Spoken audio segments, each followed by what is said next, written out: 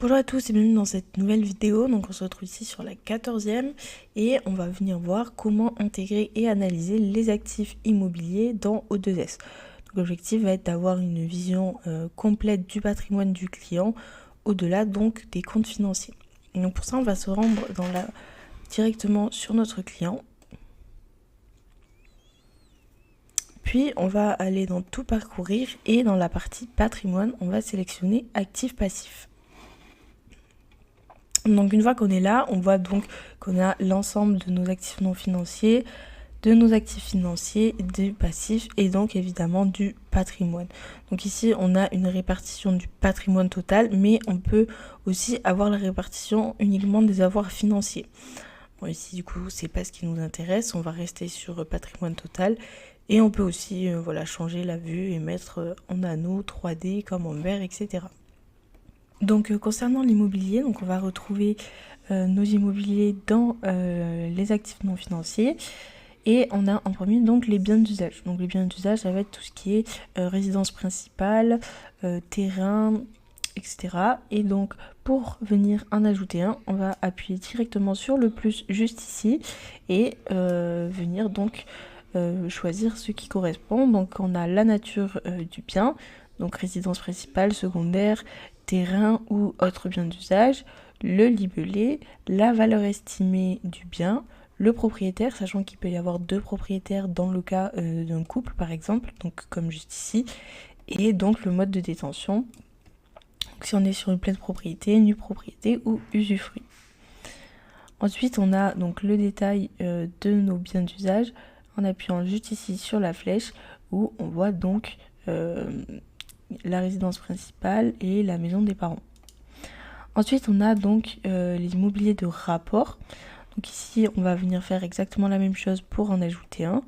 Donc on va pouvoir choisir la nature. Donc si on est sur un immobilier locatif avec une loi, si on est sur une part de SCI, etc.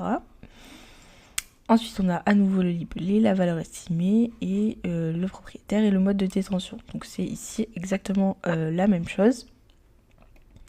Et à nouveau donc pour les SCI, on est toujours sur le même processus avec donc la possibilité de les ajouter juste ici avec les mêmes critères à remplir. Donc on peut choisir à chaque fois voilà de quoi il s'agit et on a à nouveau donc notre détail pour nos immobiliers de rapport mais aussi pour nos SCPI. Ensuite donc juste en bas on a la partie passif qui va donc nous permettre de prendre en compte tous les emprunts qui ont été faits, notamment donc les emprunts immobiliers juste ici. Et on voit donc qu'ils sont détaillés à chaque fois, pareil pour le montant. Donc ensuite on peut rentrer plus dans le détail sur la partie immobilier en se rendant dans tout parcourir, autres et immobilier juste ici. Donc ici, on va renseigner toutes les informations qui sont liées à l'acquisition, au financement et aussi à la rentabilité du bien. Donc dans un premier temps, on retrouve toutes les informations générales.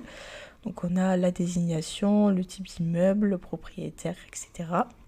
Et ensuite, on a toute la partie financière, donc de ce côté, avec la valeur du foncier, la valeur des travaux, le coût total d'investissement, la valeur vénale, etc.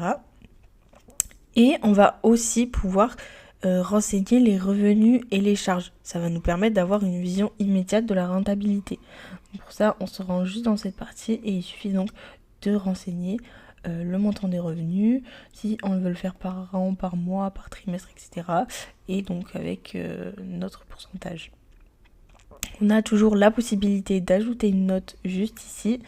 Et on peut aussi venir télécharger sous forme de PDF cette fiche d'information, donc juste ici.